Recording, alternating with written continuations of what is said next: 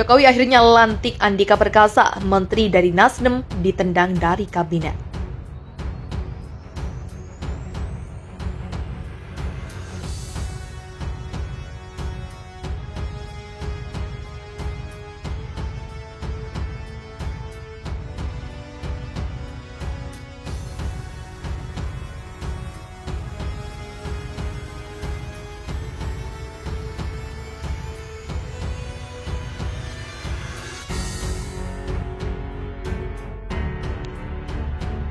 Panglima TNI pensiun, jatah menteri dari Nasdem potensi diduduki Andika Perkasa.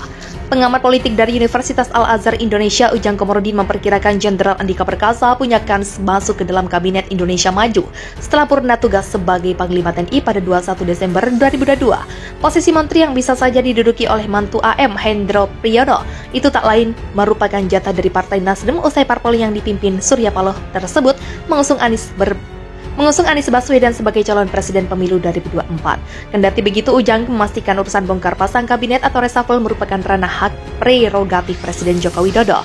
Saya sih meyakini kelihatannya akan ada reshuffle dan bisa mengarah ke Nasdem kelihatannya.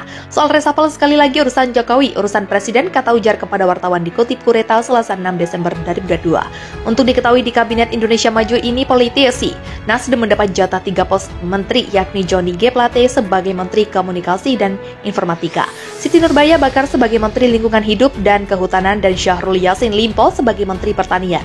Ya, mungkin saja saya dapat kabar juga gitu kemungkinan bisa reshuffle menteri dari Nasdem. Apakah akan dihabiskan tiga-tiganya? Kan kita nggak tahu juga apakah yang direshuffle.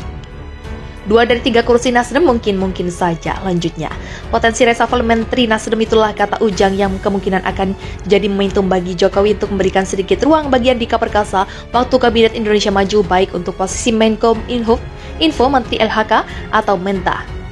Andika pun ya nanti tidak tahu apakah nanti memang ada reshuffle mengganti menteri-menteri dari Nasdem dan jatahnya Andika ada. Ya, kalau kita bicara Nasdem ada di Mentah, ada di Menteri LHK, dan ada di Kominfo. Itu misalnya kalau ada reshuffle dari Nasdem, ya kita tunggu saja karena itu hak kewenangan Jokowi, kata Ujang.